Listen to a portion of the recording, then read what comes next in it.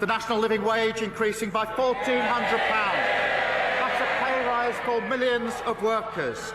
We've announced £150 for the Warm Homes discount, extended now to 6 million households. That's 1 in 5 families. And wages are going up faster than prices. And never forget, the party opposite, worst living standards on record, inflation up to 11%, public services left on their knees. In today's ever-changing political environment, few events have the power to create as much stir as a revealing interview with a key political figure.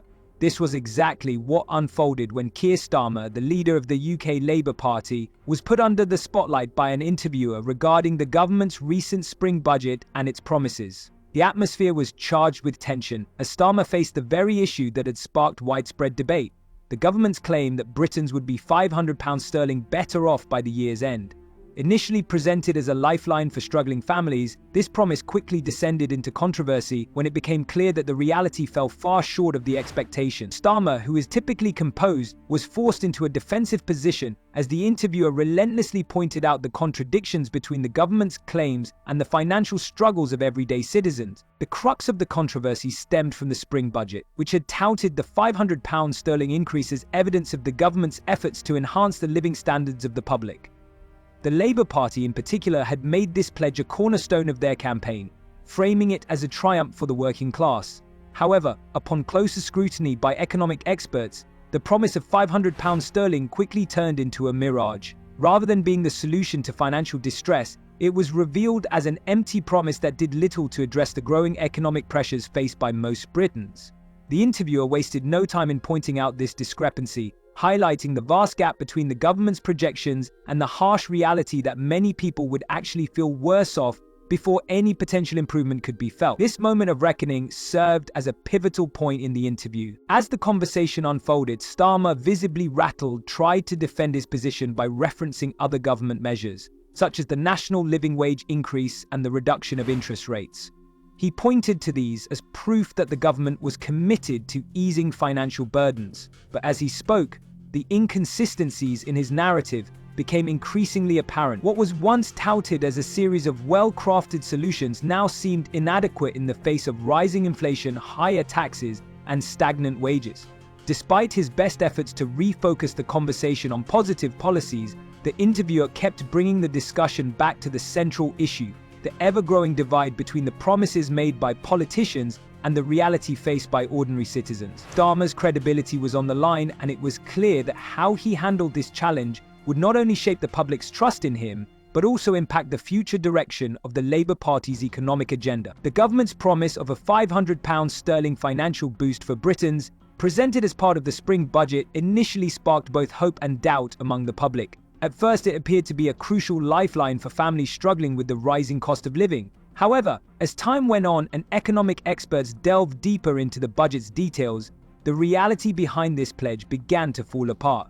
The claim that British citizens would find themselves £500 sterling better off in the coming months was swiftly exposed as little more than an illusion. The Office for Budget Responsibility, OBR, the government's own financial watchdog, contradicted the government's optimistic forecasts. According to the OBR, most people would actually feel financially worse off in the short term before any potential benefits could materialize. This revelation was a tough pill to swallow for those who had pinned their hopes on the government's assurances. As the facts came to light, it became evident that the government had oversold its promises and failed to deliver on its claims. The budget had initially painted an optimistic picture, with the £500 sterling increase seen as a vital step toward economic recovery. But in reality, the situation was far bleaker. For many families, the cost of living continued to rise sharply, with energy bills, housing costs, and inflation outstripping any supposed financial relief. The discrepancy between what was promised and the actual outcome left the public feeling frustrated and betrayed, raising doubts about the government's ability to fulfill its pledges. Caught in the crossfire of public discontent, the Labour Party, led by Keir Starmer, found itself on the defensive. During the Sky News interview, Starmer was directly confronted with the government's misleading claim that people would be £500 sterling better off. The interviewer wasted no time in pointing out that the £500 sterling boost was in fact a mirage, with most people likely to experience a decline in their financial situation before any potential improvement could be seen. This exposed a fundamental flaw in the government's budget, forcing Starmer into a difficult position. Despite his efforts to defend the government's stance, it became clear that the figures didn't align with the reality people were experiencing. The aftermath of the interview highlighted just how far the government had fallen short in its promises. The £500 sterling pledge, now discredited by the OBR's findings, further eroded the public's trust. What had been touted as a cornerstone of the government's economic plan had turned out to be nothing more than political rhetoric. For those who had believed in these promises, the reality was a harsh reminder of the gap between political assurances and the economic struggles facing everyday citizens. As the interview unfolded, Keir Starmer sought to redirect the conversation to what he believed were the positive actions taken by the government, specifically focusing on the recent increase in the national living wage. He stressed the importance of this wage hike, asserting that it would make a tangible difference for millions of workers. The promise was significant, an average annual increase of £1,400 sterling starting immediately. For many, this added income would provide much-needed relief amidst rising inflation and the ever-growing cost of living. Starmer framed the wage increase as an immediate solution to financial struggles, suggesting that workers would feel the benefit right away, improving their financial situation. However, as the interviewer dug deeper into the details, Starmer's argument began to unravel. While the wage increase was undoubtedly an important step, it became clear that Starmer was placing disproportionate emphasis on this one measure, seemingly to distract from the broader economic challenges facing the nation. His focus on the national living wage appeared increasingly out of touch with the reality that many families were still grappling with soaring energy costs, escalating prices, and stagnating wages in other sectors. Yes, a subset of workers might experience some financial relief, but what about the millions of others already feeling the strain of inflation outpacing any wage gains? Despite his firm assertions, Starmer's rhetoric failed to address the underlying economic issues: rising energy bills, job insecurity, and the ever-present burden of inflation on essential goods. As the conversation continued, it became clear that the national living wage increase, while helpful, was only a small part of a much larger, more complex economic dilemma. The interviewer pressed Starmer on whether this modest wage increase would truly offset the broader financial pressures the public was facing. Starmer, clearly feeling the mounting pressure, maintained that wages were rising faster than prices, but even he could not fully dismiss the ongoing cost of living crisis. His assurances that wages were growing more quickly than inflation rang hollow when compared to the lived experiences of millions who were watching their bills increase far faster than their paychecks. Despite Starmer's best efforts to stay optimistic, the conversation highlighted the growing sense of financial instability that many people were experiencing. His explanation, though earnest, could not shake the reality that the national living wage increase, while substantial, was not enough to provide meaningful relief to those struggling on a day-to-day basis. The real issue, one that had not been adequately addressed, was the broader economic mismanagement that had led to this point. The wage increase was a step forward, but it was clear that much more would be needed to offer genuine and lasting relief to the British public. As the interview progressed, the focus shifted to broader criticisms of the government's economic policies. Keir Starmer found himself increasingly on the defensive, unable to escape the undeniable truth that many Britons were struggling under the weight of an ongoing economic crisis. Although the national living wage increase had been framed as a positive development, it was clear that the financial situation for a significant portion of the population remained grim. Soaring inflation, higher taxes, and the rising costs of everyday goods and services were exerting immense pressure on households. These challenges, affecting everyone from working families to retirees, could not be resolved by a mere wage boost. The core issue was not simply pay, but the escalating cost of living itself. Starmer's insistence that the government's actions, like the wage increase and interest rate cuts, were effective solutions, only seemed to highlight the widening gap between political rhetoric and the lived experiences of the public. The interviewer emphasized how inflation was outpacing wage growth in many sectors, making it impossible for people to keep up with rising costs despite the wage increases. Starmer's focus on certain measures like tax reductions and lower interest rates appeared to ignore the deeper issues plaguing the economy: climbing prices and stagnant wages. The government's strategy seemed to be a series of short-term fixes, rather than addressing the long-term structural issues that were contributing to widespread financial hardship. As Starmer continued to highlight the so-called positive aspects of the government's policies, the interviewer pointed out the glaring inconsistencies in his arguments.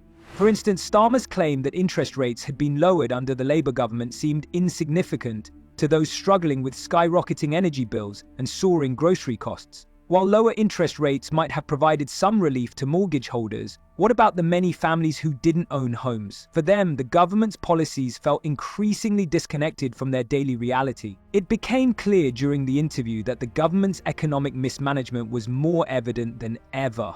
Despite some positive measures, the public wasn't experiencing the full benefits of these policies. For many, the government's promises, such as the claim that they would be financially better off, were beginning to feel empty. The public's patience was wearing thin, and the government's inability to tackle the root causes of the economic crisis, rising costs, stagnant wages, and growing inequality, was fast becoming a major point of contention. Despite the government's efforts to present an optimistic view, the reality for the majority of Britons remained one of financial struggle and growing uncertainty. As the interview neared its end, the conversation shifted to another pressing issue: the looming threat of tariffs, particularly those imposed by former US President Donald Trump. Keir Starmer found himself in a particularly challenging position, as his party's economic policies were now being scrutinized in light of these new trade obstacles. The interviewer wasted no time in pressing Starmer about the potential consequences of these tariffs, which were expected to severely disrupt the UK economy. With tariffs set to take effect soon, reports suggested they would add significant strain to businesses and consumers already dealing with an unstable financial environment. Starmer, attempting to reassure viewers, claimed that the Labour Party was working tirelessly to secure a trade deal to minimize the damage, but his reassurances seemed inadequate in the face of mounting concerns. The interviewer's persistent questioning highlighted the growing urgency of the situation. Starmer acknowledged the risks posed by the tariffs, but attempted to downplay their immediate impact, suggesting that the government was in active negotiations with the industries most affected. However, the interviewer quickly countered by pointing out that many in the UK were already feeling the strain of a fragile trade relationship with the US, and the imposition of tariffs would only make matters worse.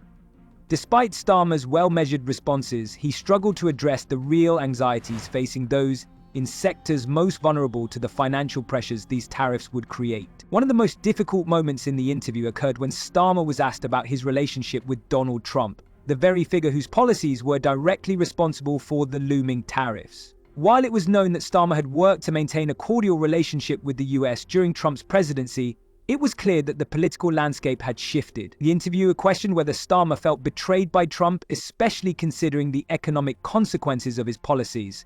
Starmer, always careful with his words, stressed the importance of preserving a strong relationship with the US, particularly in areas of defense and intelligence cooperation. However, in light of the approaching economic crisis, his response seemed to ring hollow. Despite Starmer's efforts to deflect responsibility and maintain composure, the undeniable reality was that the UK was facing a potential economic catastrophe. The tariffs would hit British consumers hard, and the government's failure to resolve these trade issues with the US only heightened the sense of uncertainty. Starmer's repeated assurances that all options are on the table did little to calm the public's growing concerns. The interview made it clear that, despite the Labour Party's rhetoric about economic recovery, the government was struggling to confront the real challenges facing the nation. As the interview drew to a close, the deeper consequences of the government's failures became increasingly apparent. Keir Starmer's leadership was facing intense scrutiny, not only for his inability to effectively tackle the ongoing cost of living crisis, but also for the broader economic mismanagement under the Labour Party's stewardship. The promise of £500 sterling in financial relief, once touted as a lifeline for struggling Britons, had quickly been exposed as an illusion, an empty promise that failed to ease the heavy financial burden faced by millions. The interviewer's persistent questioning highlighted the disconnect between Starmer's optimistic rhetoric and the harsh realities that people were living through. The contrast between his reassurances and the experiences of families grappling with rising inflation, skyrocketing energy bills, and stagnant wages became glaringly obvious. What had initially been presented as an economic recovery plan now seemed to be crumbling under the weight of mounting financial pressures.